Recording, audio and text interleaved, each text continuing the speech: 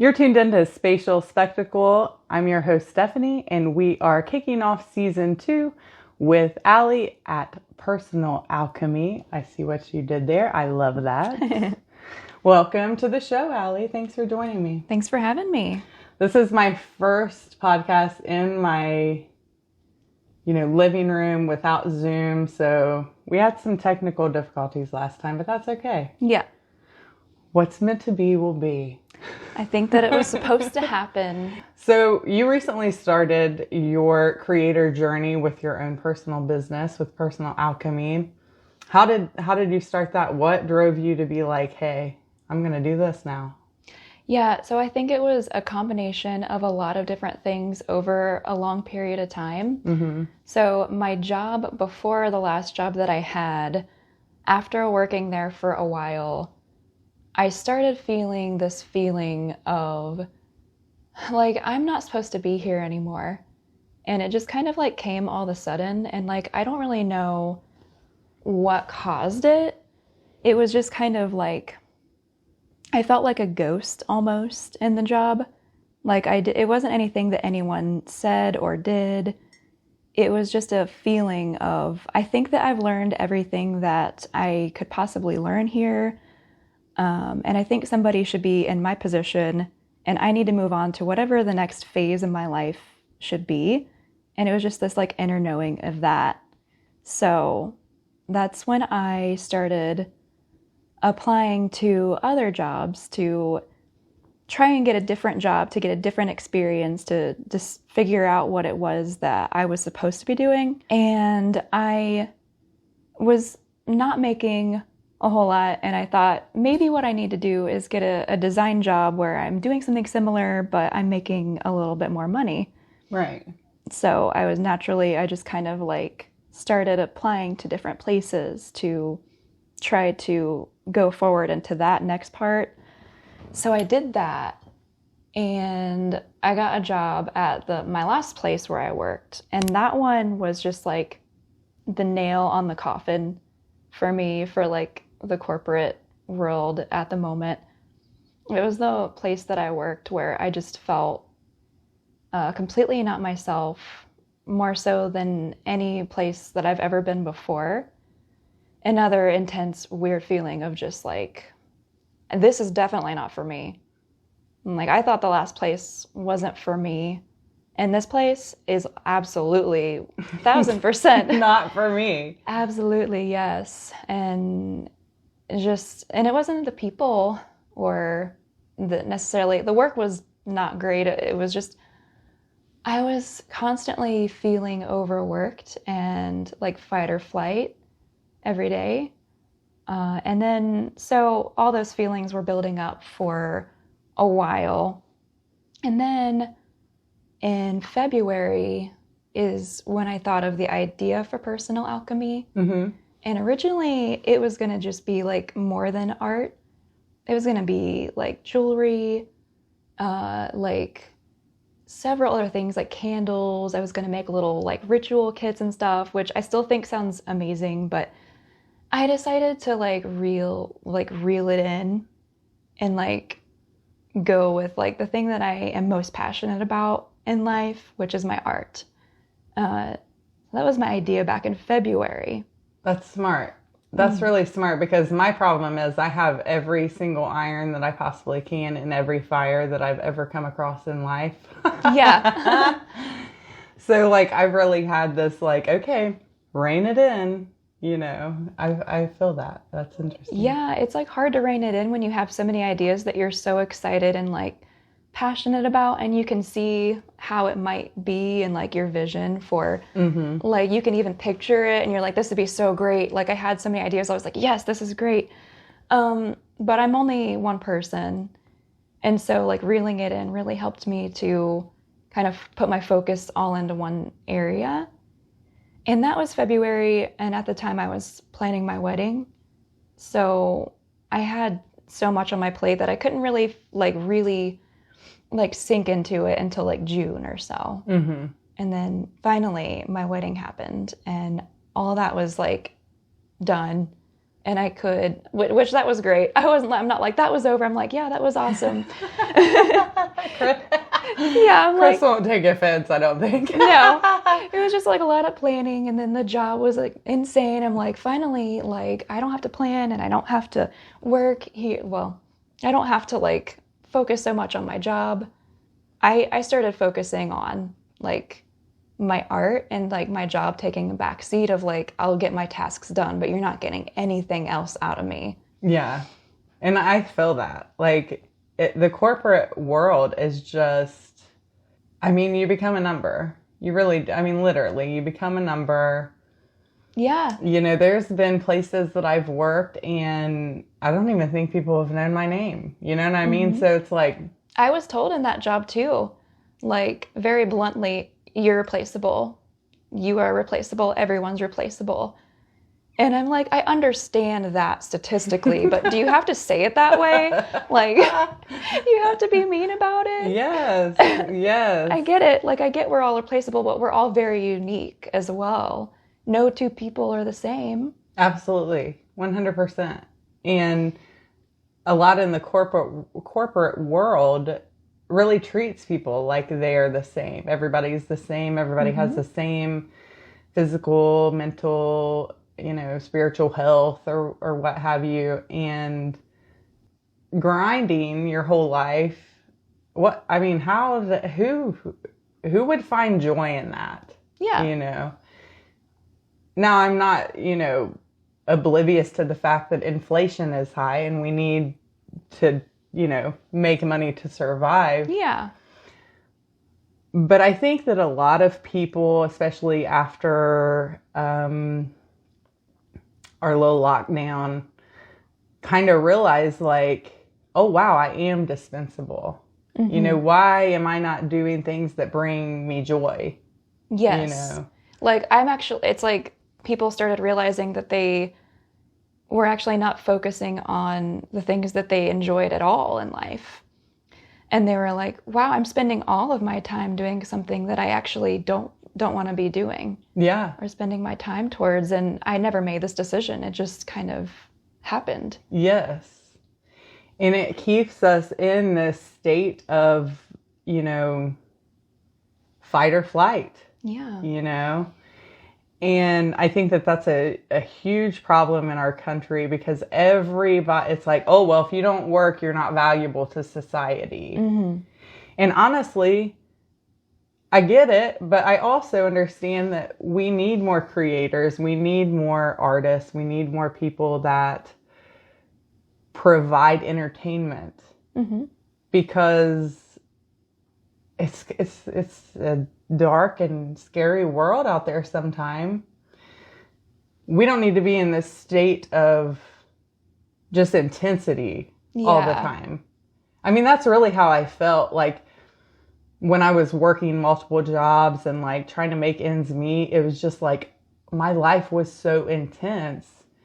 And I think everyone's around the world can relate to that. And then when everything shut down, it was like, everyone's like, well, what do we do? Yeah. If I'm not working. Like you're on a hamster wheel and then you're just immediately like shoved off the hamster wheel. Yes. And you're like, oh shit, I have to slow down. Yes. I have to slow down and actually think about my life. Yeah. Whether they wanted to or not. Like you have so much time, eventually you're going to start thinking about the important things because you have the time to think about the things that matter. Yeah. Where before, like, people didn't have time to do that. Yeah, and that's what working for the man does. Yeah. It's like, yeah, keeping you just forgetting what we're here for. Yeah. Yep. And we're here to be creators. We are creators. You know, I love the fact that we can create our lives, create our, you know, the things that make us happy. But I think as humans, we've really strayed away from that. And strayed away from the quote unquote magic in life and been so on this path of just, okay, I have to work, pay taxes, die. Like, I didn't sign up for that. No. You know, as on a soul level, I know that I didn't. Like, I just know that I didn't. Like, I know you got to play by the rules, whatever, but It's like we have to live in a society where we have to buy things for our existence, but as far as like that goes, it's like once we have everything we need, as far as like, survival, then we just need to fulfill like what our heart wants. And that's just as needy as like the rest of us. Yeah. As like, needing food and needing shelter and all that. We need to fulfill what we feel is our purpose. Yeah. I think that's what we're here for, is to fulfill what makes us happy as people, because when we're doing that, we're actually contributing something to the world, more so than any other thing that we could be doing. If we're happy and fulfilled, then we're giving our best self out to the world, to the universe, to, make actual change. But you have to be happy in what you're doing to do that, I think. I agree with you. I really do. I agree with you. So I quit my job. I don't think I actually got there. But yeah, like I quit back in July. Okay. And I asked, like, it was actually pretty scary, even though like I knew like in my heart that was for me and the decision was made. I like consulted the universe once I decided in my heart that I wanted to. And the universe was basically like, yeah, duh, like why are you still there? So yeah, when I asked that, and then also confirmed with my husband and other people, I was like, okay, I'm ready. So that's when I quit my job. That's what's up. Yeah. I love that story. I love when people are like, I quit my fucking job. I know, right? Everybody needs to have one of those. Everybody quit their jobs. Just quit your job right now. If we all quit together, what are they going to do? Yeah. Don't worry about survival. You'll be fine. Trust the Such universe. great advice. Oh, Lord. Everyone's like, pause. Okay, this lady's crazy. No, but I really do feel that way. I understand exactly where you're coming from, because I lost my job in the pseudo-corporate world during the shutdowns, and then took that leap of like, okay, well, I have the opportunity to do what I want. Yeah. So I'm going to do it, But getting out of that mindset, and we talked about this a little bit earlier off air, getting in that mindset that you do not have to grind away. You're grinding your life away. It's really not necessary. Yes. And having that trust in the universe that it's going to work out, what's best for you is there for you, I love that statement of like, what's meant for you won't pass. Exactly. And navigating, the many options that we have as creators, as humans, can be a little bit overwhelming. And I think that that's why people are like, well, I guess I'll work at this, restaurant for the rest of my life or what have you. But you have to take time for yourself. And I know people, like, it's so easy for me to say that because I don't have kids. Yeah. I know. But like in reality, like, you have to fill your own cup. Yes. You know what I mean? And if you're not filling your cup, you can't expect and that has been my problem that I have, really kind of struggled with, that I'm not going to lie about. I have a tendency to, fill everybody's cup, like work related, relationship related, friendship related. And then I'm sitting there like, well, I am spent. Mm-hmm. I'm exhausted. I have nothing left to give. Yeah. Now what? So I think that it's really important to be mindful. Yes. Especially when you're a lover and you're a giver. Yeah. And you are sensitive to other people. Mm-hmm. And you can feel when other people are upset or whatever, that really, really affects you. Like, you're empathic, things like that. You have to be so intentional about taking care of yourself and finding what you actually need and doing that before you kind of go out into the world. Mm-hmm. Even that's something that I've learned so much over the past like 6 months even, Mm-hmm. about like what it is that I need. And after doing so, I just feel like a different person, like Mm-hmm. in front of the world, in front of other people, and showing up in that way. Like it's a lot of work actually. And filling your own cup it's not like easy. I think a lot of people think it's just like, yeah, give yourself some candy. Like, yeah, or like take a bath. Take a bath, give yourself a little treat and you're and, good. And you're good. It's like, no, it's No, not that easy. Like, yes.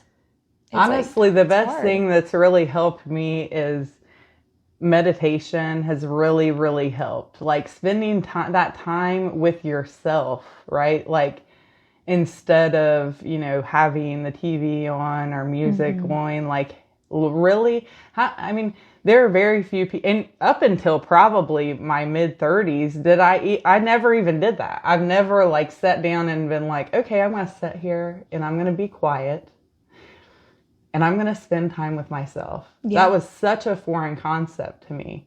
It took me literal years to find a modality of meditation that works for me.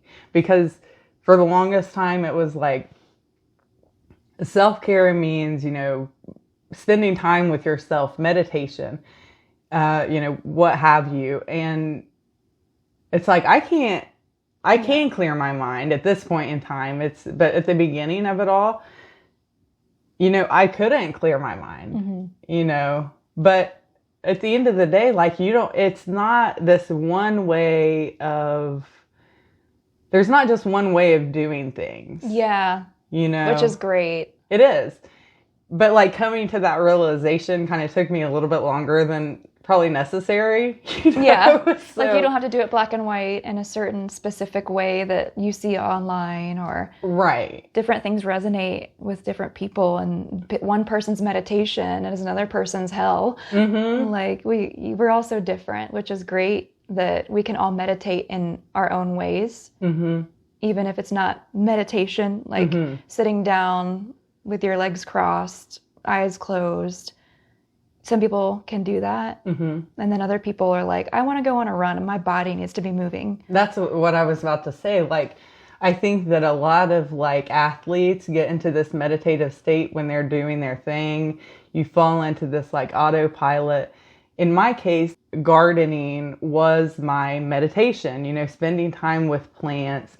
And that is when I could, completely clear my mind and not worry about the outside world. So finding those things that are like, or that resonate with you, that keep you calm, keep you in a state of joy is so imperative. Yes. It's just imperative to find that, for yourself.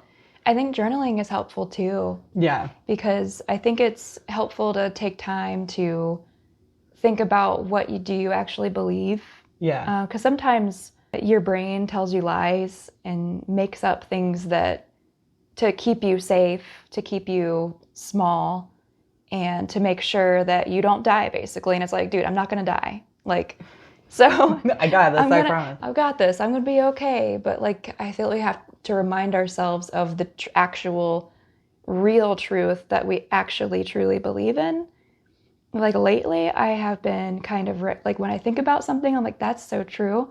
I like write it down in my journal, and I like made little affirmations out of it like every day. I love that. And it's like so helpful. I'm like, oh shit, yeah. Like I think I'm changing the way I'm thinking because I'm writing and reading. Like I think that I'm reading my truths every day, so that I can keep in the back of my mind, like, no, this is actually real, not what you're thinking. Mm-hmm. Yeah. Yeah. And journaling was really, really great for me too, especially with the fact that I like a lot of the traumas that I've kind of like either been placed in or put myself in, I have gone through that experience and suppressed it. You know what I mean? Yeah. Not a healthy way to be, but like, my therapist was like, you need a journal, like, the spiritual people in my life, you need to just start a journal. And I'm just like, I was a writer for a long time. I don't want to do that anymore. But honestly, I started writing letters. Started writing letters to people that I wanted to apologize to, or I wanted to just get the shit off my chest. And it was so freeing for me, even though I wasn't like, giving it away or telling these people or, speaking my truth. Yeah. Like, it just was, again, another modality that really helped with my mental health, with my spiritual well-being. And again, you have to reprogram your mind, right? So like, oh yeah, I recently quit drinking Pepsi, and Pepsi was a huge part of my life, right? Like, I would drink a ton of Pepsi a day, and it was very difficult for me to reprogram myself to be like, okay, instead of reaching for a Pepsi, get a water. Yeah. Just something simple it's the like same that. Thing. Yeah. So, it's like, you spend all this time maybe, talking down on yourself or saying, hey, I'm not good enough. Well, you basically have to spend that equal amount of time like building yourself up. Like, hey, this is not, my ego is on 1,000. It's not like that. You know what I mean? So just not giving up on that, because like there's been like today I got a Pepsi, like this is the first Pepsi I've had in forever, but like it's one of those things where I don't feel addicted, like I need it, and it's not like linear, right? And that's probably good that like occasionally let yourself have exactly, and that's what I was like getting at. I'm very hard on myself to the point where like sometimes if something doesn't work out, I'll just be like, okay, well, not meant to be.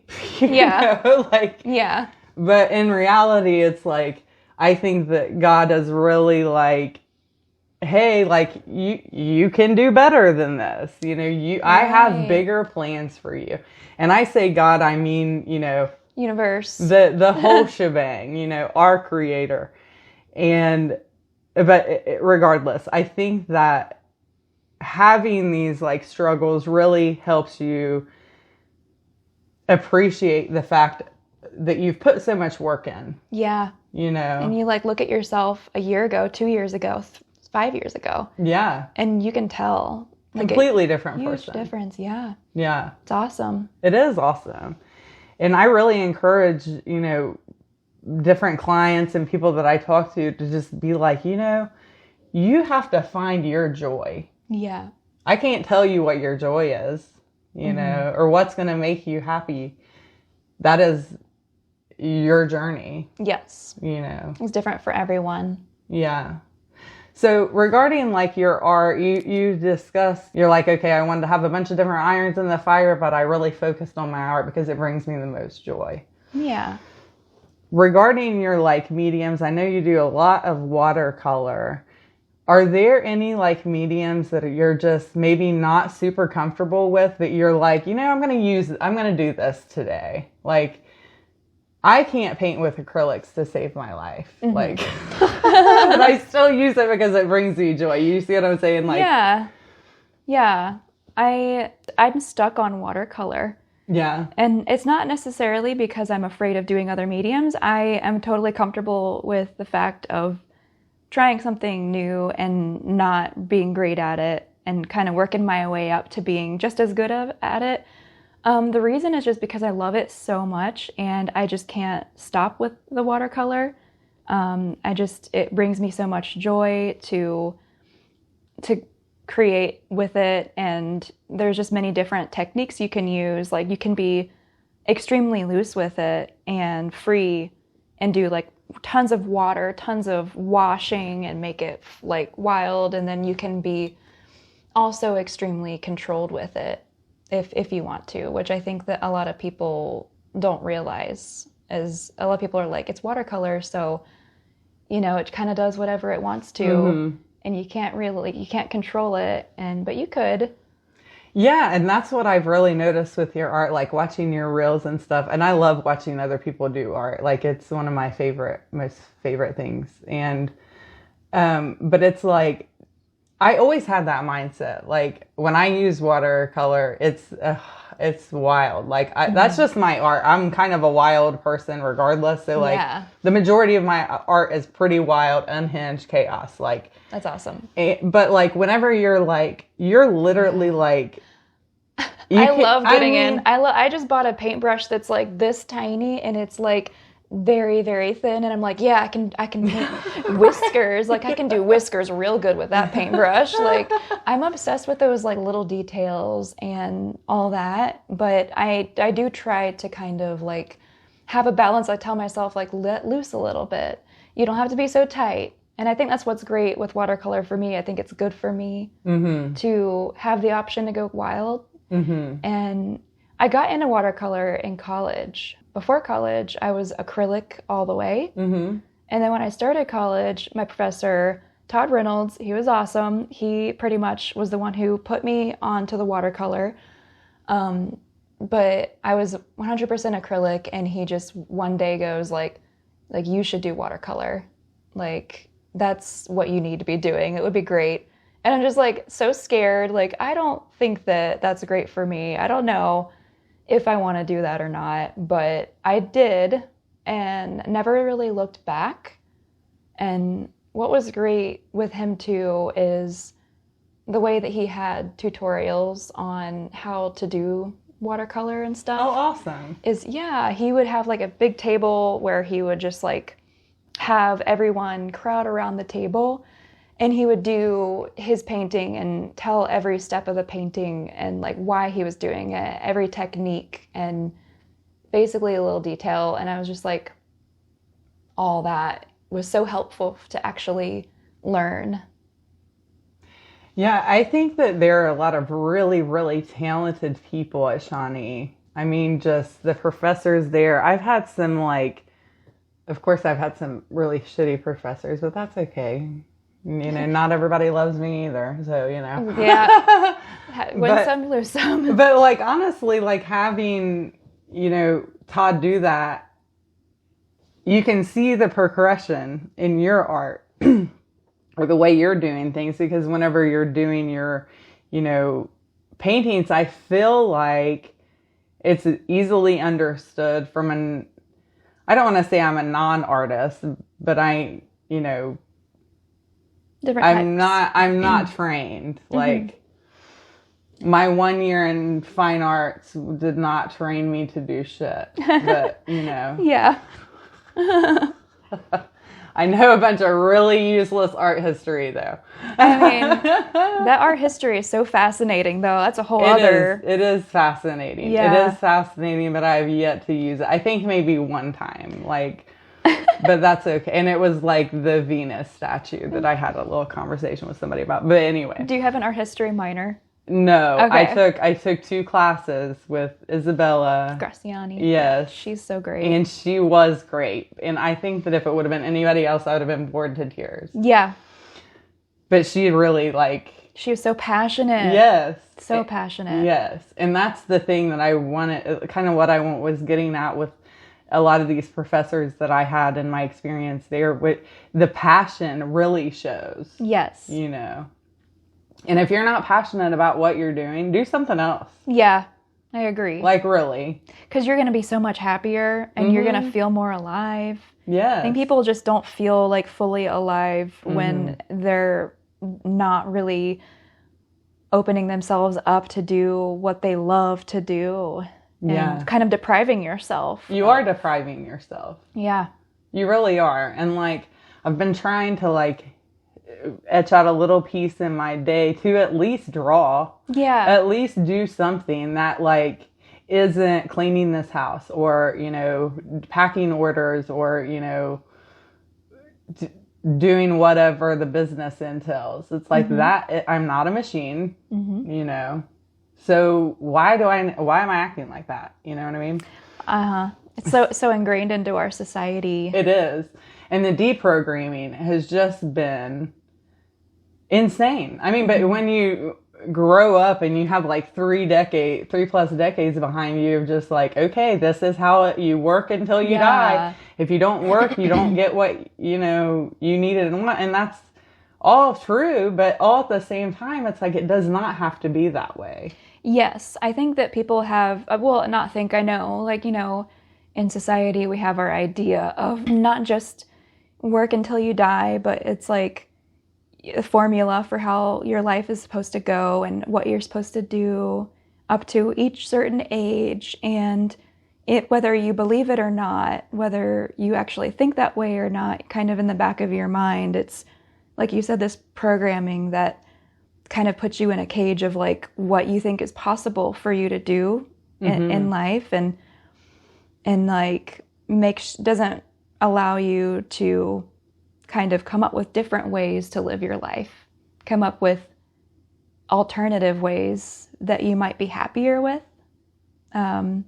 Like maybe you do something different for a whole year, or maybe you move somewhere different, have different experiences too.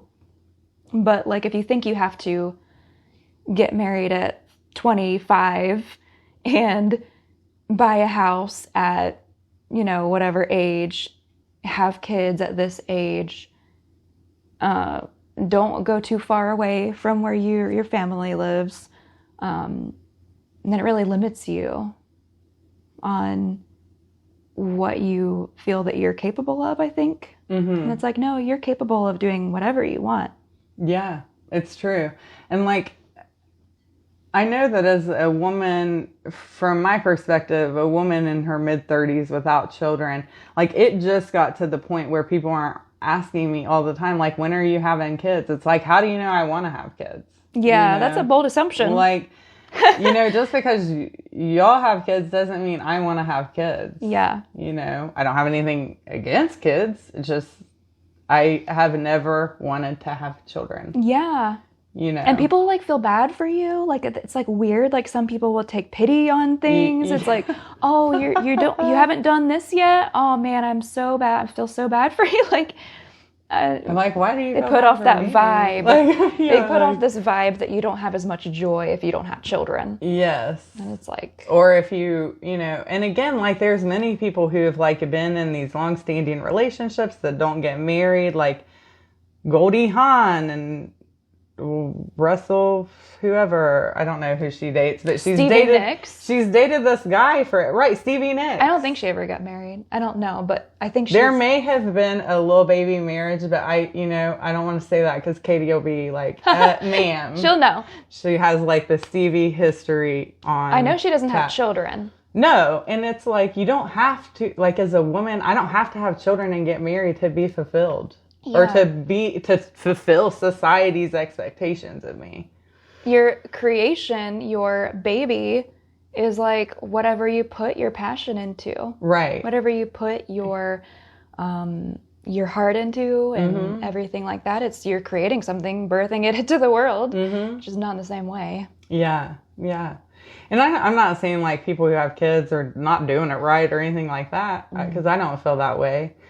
Like, yeah, their children bring them joy, you know, and I'm sure if I had a kid, I would be very joyful to have a child, but I've never had a child and I'm cool with that because I want to, you know, I have spent a lot of my life, again, working, grinding, doing all this stuff. I've never really had a childhood myself, let alone I want to be me. I want to do things that bring me joy and not have to be, you know, I don't want to say tied down to anyone, but that's really kind of what it is, you know. Yeah, like I think that when you think about, like we were talking about filling your cup earlier, to me it feels like it would be 10 times more difficult for me to get my own needs met as far as like spiritually, as far as just like exercise, taking care of my own self.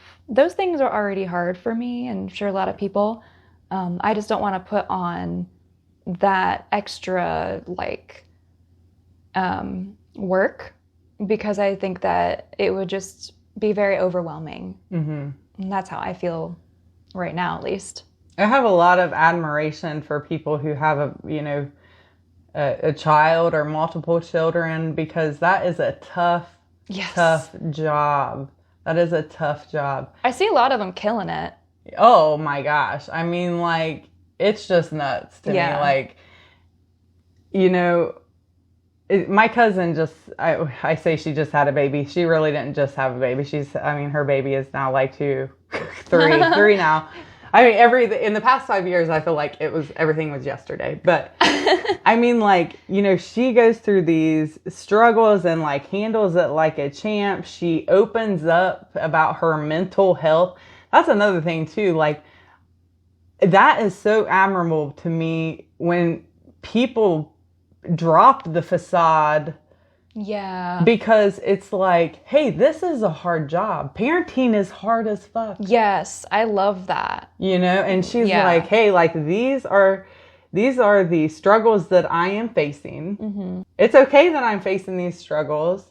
If you have advice, I'm here for it. If you don't, that's fine too. Just saying, like, I love that. This is what's up. And like, she had postpartum and she was very open and honest about that. And like, a lot of women sit in shame and are like, oh my gosh, why? I'm so depressed. I feel awful. Like, da da da. And it's like, it's really easy to feel like you don't have any sort of support system or nobody can relate to you. Especially when you're in that mental state. Yeah. You feel it's so much hard. Like, once you're already there, you're there, and it's like really hard to like reach out for help and support because you don't feel like it because you're depressed. And so, that would be really difficult. I'm sure like many women go through that. Yes.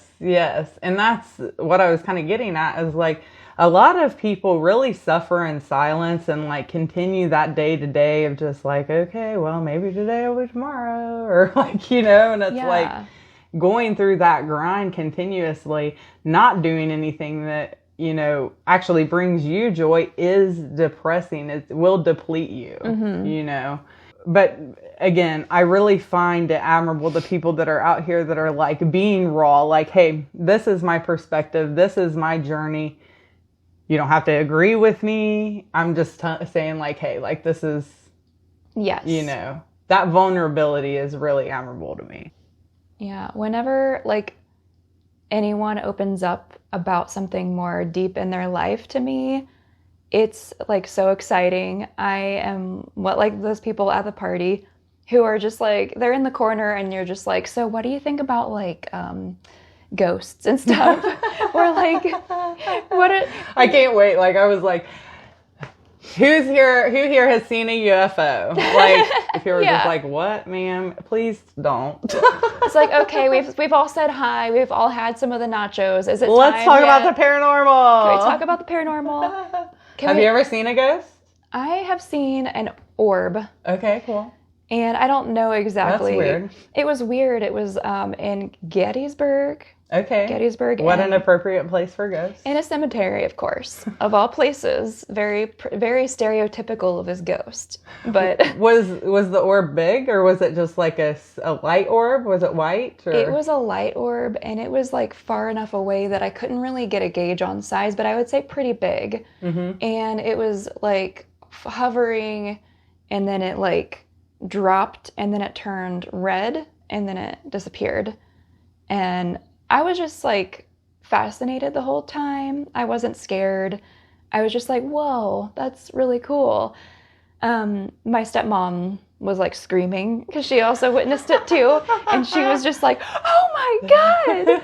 Oh my God. And we were in a car. She's like, just go. Let's get out of here. So you had someone that saw it with you. Like I've only had a couple experiences where like someone else has experienced it with me. But, like, I have seen a ghost, like a full-body apparition, and I have seen a physical ET before in Portland. And people think that I'm crazy. I tell this story all the time now. Like, I will go to a party, and I'm like, I've seen an ET. And then I'll describe the ET, and then they're just, like, standing there like... that's me. I'm just, like, the entire time, that's so cool. Should I call a mental health professional? No, like... I just think that there are so many unknowns in our universe, not just specifically aliens or ghosts or whatever, we can put these labels on them all we want, but we can't explain them. Yes. You know? We and don't I know. find it so fascinating. I'm just so fascinated by the paranormal. I'm not afraid of it. Some people are like, I'm in this like, folklore group on Facebook. This woman's like, I think there's a spirit in my house. It's not really doing anything. And it's just like, well, what's the problem? What's the problem? Yeah, like, should I get rid of it? It's like, well, I mean, if it's not hurting you and you're fine, and, maybe it's a good spirit or energy or... Right, it could be the energy of your home. Like, there's energy everywhere. I'm really fascinated by people who are like super sensitive to experiencing paranormal and stuff like that. Because I saw that thing and I was really young, like 12 or 13 when I saw that. But I like in recent years haven't really like experienced anything that I would call unusual. And so I'm just fascinated and like by people's stories, and I want to know, what do you feel when you see it? And what do you mean when you feel like the energy is off or the energy is different? What do you feel in those moments? And to know, like, maybe I do feel these things, but they're so subtle that I don't pick up on it. Yeah. But then also, like, you said you're not afraid at all by the paranormal. Right. And I am, like, mostly not afraid by it. But I know that if something happened that was pretty messed up, pretty fucked up, I would, like... probably freak out at least a little bit. So I guess I should take that back, because the paranormal experiences that I have had, except for the one with my ghost uncle, that was not scary for me at all. That was exhilarating. I felt so much love from him at that time. That sounded really cool. Like, love that experience. But my experiences with like light beings, I experienced a light being one time whenever I was like laying on my couch watching. We were like watching The Office. John had fallen asleep and I'm like wide awake. And this like, it was literally like a magenta light being is like standing right next to me, and like it looks like a shadow person, but it's light. Yes. That's crazy. I know. In my first reaction, I took the covers over my head and I'm just like, oh fuck, oh fuck, oh fuck, oh fuck, like. Yes. Like, that's what I would be doing. So I can't say I'm not scared. Like, right now I'm not scared because there's no weird shit going on. But like, both times that I've had some like outer, just I can't explain it. My immediate reaction is, holy shit. Yes. Yes. So that would be for sure. I want to be open. I want to be like, not necessarily open, just less fearful of things that my mind doesn't comprehend or understand. But yeah, I mean, if like, I don't know, some energy force, but there's been like things that have happened in my backyard that hasn't really freaked me out. It's just kind of weird. Like I've had like a little dude like this big, it was a little shadow figure. It was the craziest thing. And he just dropped down and then a bunny came up. That's wild. I know. That's so interesting. Yeah, when people hear, I'm like, man, that'd be cool to see. I'm like, that'd be so cool to see. And like, it was early in the morning, and I wake up at like 4:35 in the morning pretty much every day, but like it was like 6 or 7, and it was probably not quite 7 yet because the sun hadn't come up. And I immediately like messaged my friend Jared. I'm like, hey, like, can you maybe make sense of this? And he's like, could be the fae, like he's like, and then he's telling me like, well, rabbits represent da da da da da, and like he's super good resource. But then I saw it again in the front yard like a month later. The same thing. In the front yard. Yes, in the front yard. Wow. And I'm just like, okay, well, I mean, I guess, well, this is your house too, I guess. I don't know. Yeah.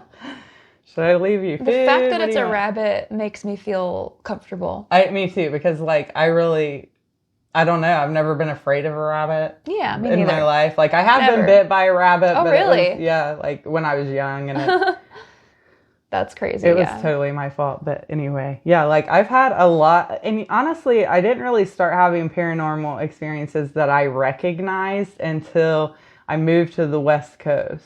And I will tell you, and I stand by this, like Portland is some sort of energy vortex. It has some sort of something there because I had so many paranormal things happen to me, and like only a couple things have happened to me here. That's crazy. Mm-hmm. Yeah, it makes me want to visit just out of like Curiosity? Yes. I don't know. It's a weird energy. I would rather go to like Sedona or like something. a good energy. Like you want a good energy. It was not a good, like, I know that there's like ley lines and like I haven't really like explored that, but I have enough to the point where it's like I know there's positive and negative everywhere. So like I honestly feel like there's like some sort of negative energy like vortex there, or maybe not negative. I don't know. Maybe like there's really some kind of portal or like crack in the fabric of space and time that allows things to pass through that should not. For real. Should not. Yeah. But I'm glad to be back in Ohio. Ohio is haunted too. Like everywhere is haunted. I really feel like everything and everywhere is haunted. I mean, let's be real. Yes. Everything is just too old to not be. Yeah. Probably. Yeah. Everything probably is haunted. It has some kind of soul, some kind of energy. Yeah, I agree.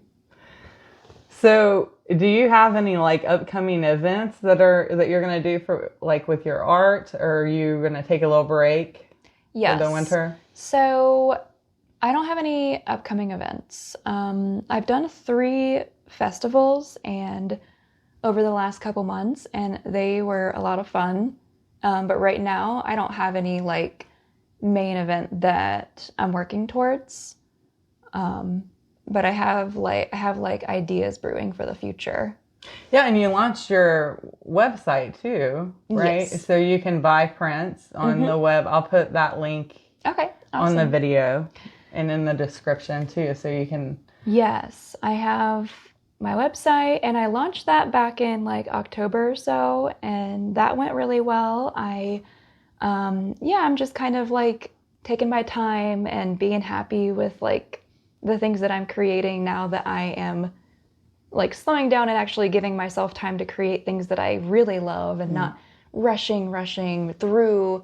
Though I did push myself a lot. The couple times I gave myself a hard deadline and was like, you're going to get this done in like 2 days, or you're going to get this done. But it was more of like an inspirational, motivational, like helps me to really focus in on it. Yeah. I have like ideas for the future. Which I could talk about if you want me to. Of course, yes. Awesome. So I had the idea not long ago to create an oracle deck. Yes, love that idea. Yes. Love that. So excited about this idea. Just like one day, I just like I don't know what I was doing. I just had this idea because I had started to create a tarot deck a while back. Like I remember that. Yeah. Yes. I was beautiful work. Thank you. Yes, I enjoyed doing the artwork for that. But in a way, I felt a little bit limited. You are limited. Yes. But with Oracle, you can do what you want as a creator. Yes, it seems that way. With Oracle, there's no formula. No. There's no, all these different suits, and each thing has to mean this specific thing. And whatnot. So I'm super excited to just create something that I have like, put everything into, and that I can put, like all my positivity and motivational stuff, and just like put everything that I have into it and make something like super beautiful. Yeah, you have your like affirmation journal. You have a really good start and a good solid foundation for this. And I think that is just wonderful, because you can really do whatever you want. And I know I've asked you so many times, when are you going to do your tarot deck? And honestly, it's like Oracle is so much more fitting. Yeah. Truly. And lately, I haven't even really worked with tarot. I've just exclusively worked with Oracle decks. Okay. So that's interesting, because I've been like, I really just made that transition. That is interesting. And yeah, that's really exciting. Well, whenever you're ready to publish, I can help you with that. That'd be amazing. Yeah. So I am, I'm going to Japan. Yeah. In April. Right. And I'm going to be like living there with my husband who is teaching. And so I'll be on this tiny island and I'll have a lot of time.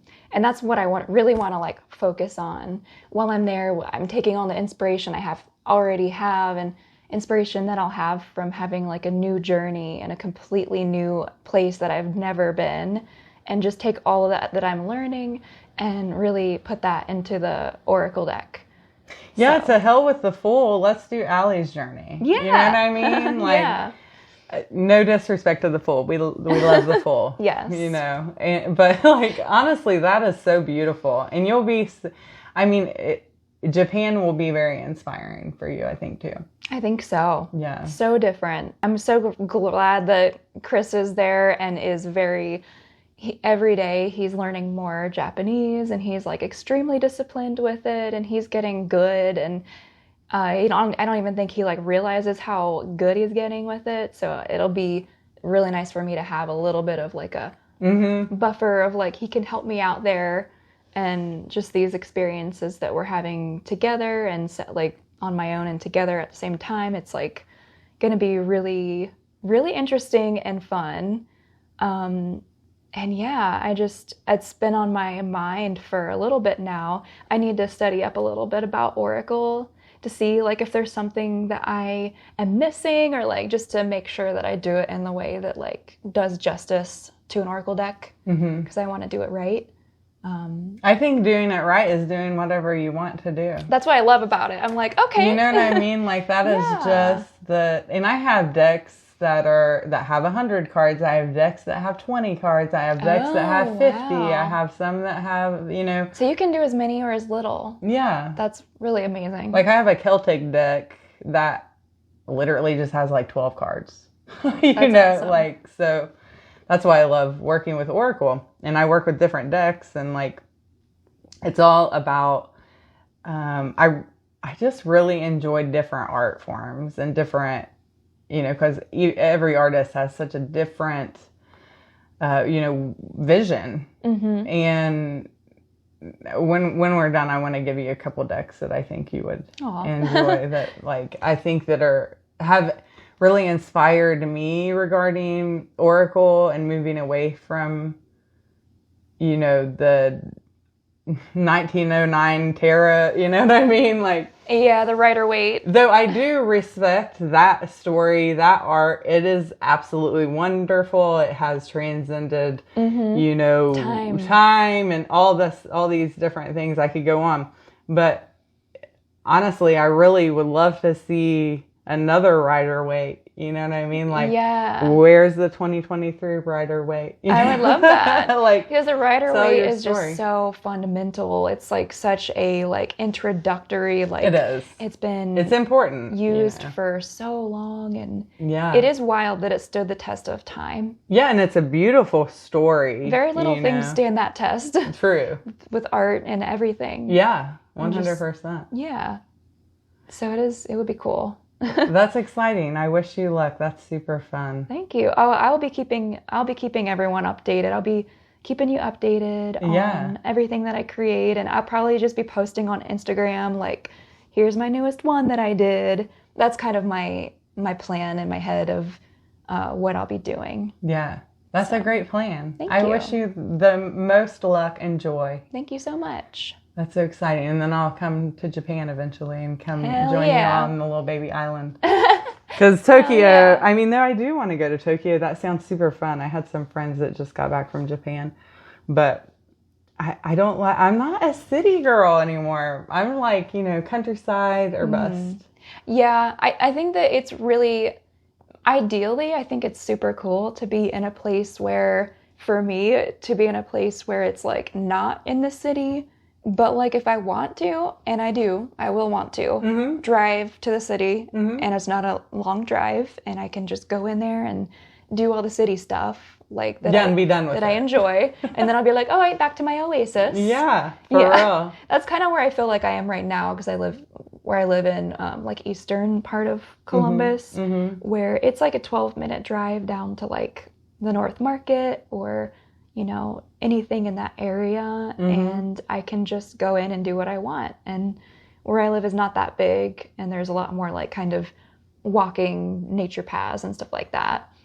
So it's Yeah, kind of have that duality. Yeah, that's nice. I'm like kind of in the same boat, only on the southern end of the city. But living in the actual city, like a huge city. I mean, living in Portland was, I will never live in a city again. That was the craziest thing. I'm not like, wasn't sure how big Portland was. I'm not into it. Yeah. It's a big city. I mean, there's like, but like a river splits it. So there's like different, I don't know.